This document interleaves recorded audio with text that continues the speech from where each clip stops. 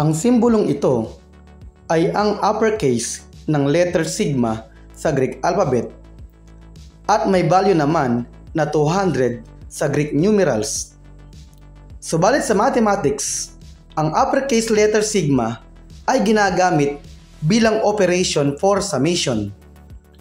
Ang ibig sabihin ay pagsasamahin natin ang mga terms sa isang expression. Halimbawa ay m sub 1 x sub 1 plus m sub 2 x sub 2 plus m sub 3 x sub 3 plus so on hanggang m sub n x sub n. Maaari natin itong isulat ng ganito. Ito ay shorthand notation upang ipahiwatig ang pinagsama-samang bilang ng mga magkakaparehong terms. Ito ay ang sigma notation o summation notation na mahalagang kaalaman na karaniwang ginagamit sa statistics. Ang bahaging ito ng sigma notation ay ang expression o ang elements. Ang I ay ang index of summation. Ang value ng I na nasa ibaba ng summation sign ay ang lower limit of summation. Ito ang magpapahiwatig kung sa anong bilang magsisimula ang index o talatuntunan. Kung ito ay 1, magsisimula ang index sa 1. Kung ito ay 0, magsisimula ang index sa 0. Kung ito ay 3, magsisimula ang index sa 3. Ang n naman sa itoktok ng summation sign ay ang upper limit of summation. Ito ang magpapahiwatig kung anong bilang matatapos ang mga index. Kung ito ay n gaya ng nasa halimbawa, ang upper limit ay ang pinakamataas na index o talatuntunan.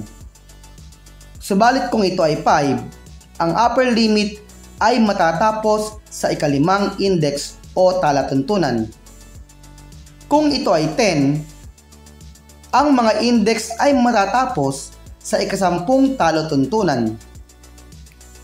Kaya, ang notation na ito ay nangangahulugang summation of the product of m and x is starting at m sub 1 x sub 1 and ending at m sub n x sub n.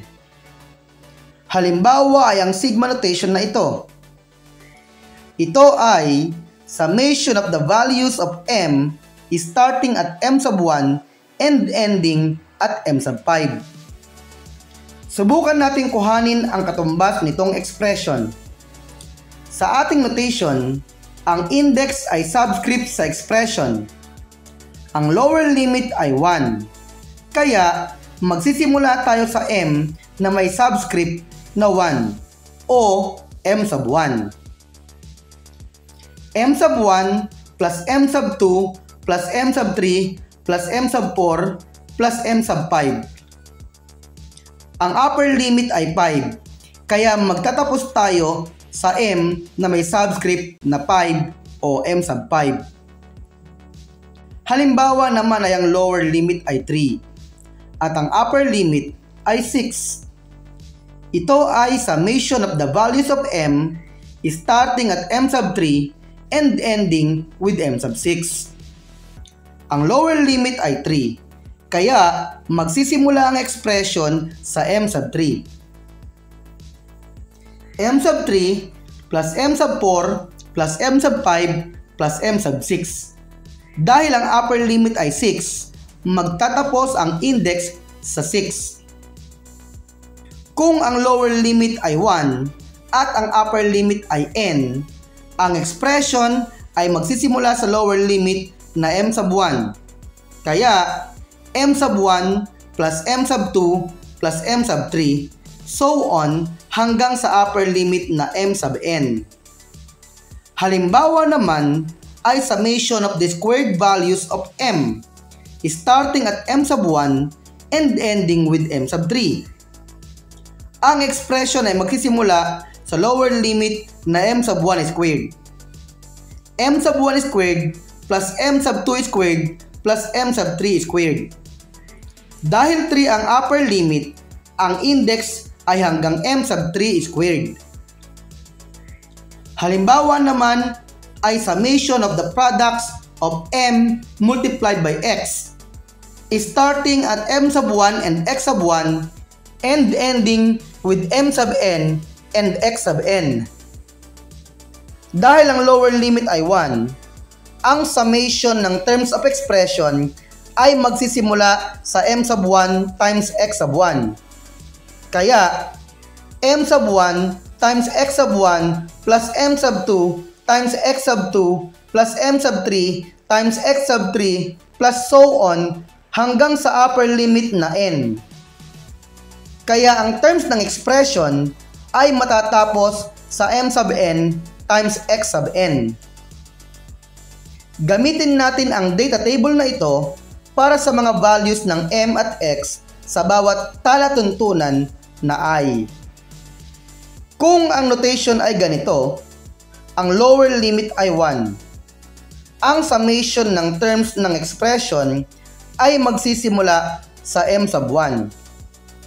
M sub 1 plus m sub 2 plus m sub 3 plus m sub 4 plus hanggang sa matapos ang talatuntunan dahil ang upper index natin ay n. Kaya, ang upper index ay hanggang sa 5. Ang huling term ay m sub 5.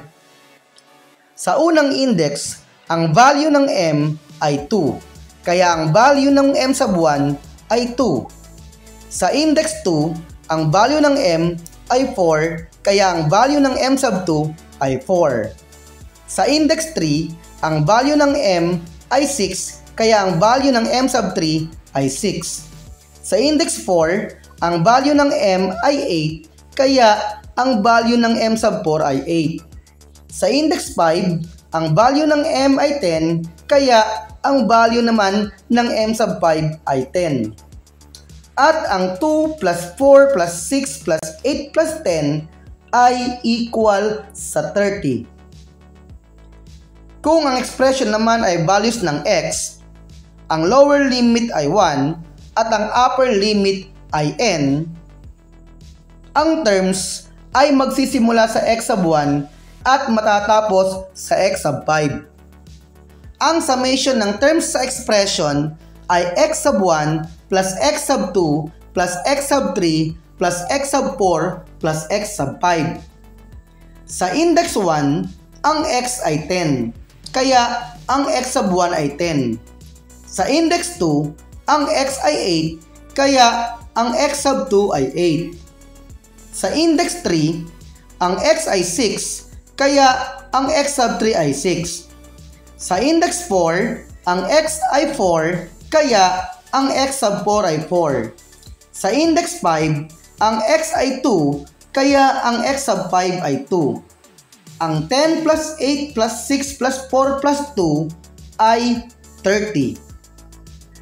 Kung ang expression ay squared ng m, ang lower limit ay 1 at ang upper limit ay 4. Ang terms ng expression ay magsisimula sa m sub 1 squared at matatapos sa m sub 4 squared.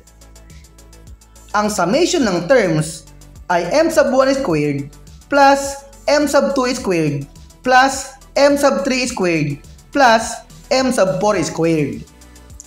Ang value ng m sa index 1 ay 2, kaya ang m sub 1 ay 2. Ang 2 squared ay 4. Ang value ng m sa index 2 ay 4, kaya ang m sub 2 ay 4. Ang 4 squared ay 16. Ang value ng m sa index 3 ay 6, kaya ang m sub 3 ay 6. Ang 6 squared ay 36. At ang value ng m sa index 4 ay 8, kaya ang value ng m sub 4 ay 8. Ang 8 squared ay 64. Ang 4 plus 16 plus 36 plus 64 ay 120. Kung ang expression naman ay squared ng x, ang lower limit ay 1 at ang upper limit ay 3, ang terms ng expression ay magsisimula sa x sub 1 squared at matatapos sa x sub 3 squared. Ang summation ng terms ay x sub 1 squared plus x sub 2 squared plus x sub 3 squared. Ang value ng x sa index 1 ay 10. Kaya ang x sub 1 ay 10. Ang 10 squared ay 100. Ang value ng x sa index 2 ay 8. Kaya ang x sub 2 ay 8. Ang 8 squared ay 64. At ang value ng x sa index 3 ay 6. Kaya ang x sub 3 ay 6. Ang 6 squared ay 36. Ang 100 plus 64 plus 36 ay 200. Kung ang expression naman ay product ng m multiplied by x, na ang lower limit ay 1 at ang upper limit ay 2, ang terms ng expression ay magsisimula sa m sub 1 times x sub 1 at magtatapos sa m sub 2 times x sub 2. Ang summation ng terms ay m sub 1 times x sub 1 plus m sub 2 times x sub 2. Sa index 1, ang value ng m ay 2 at ang value ng x ay 10. Ang 2 times 10 ay 20. Sa index 2, ang value ng m ay 4 at ang value ng x ay 8. Ang 4 times 8 ay 32. At ang 20 plus 32 ay 52. Gamit ang iyong natutunan sa araling ito, subukan mo namang kuhanin ang summation ng mga terms sa notation na ito. At sa notation na ito.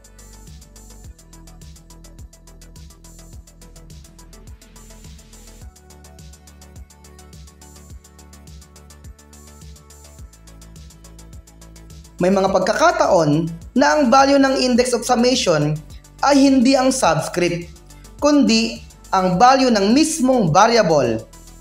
Halimbawa ay ang notation na ito.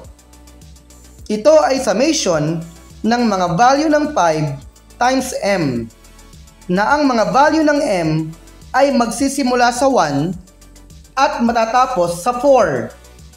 Kaya, ang summation ng mga terms sa expression ng 5m ay 5 times 1 plus 5 times 2 plus 5 times 3 plus 5 times 4.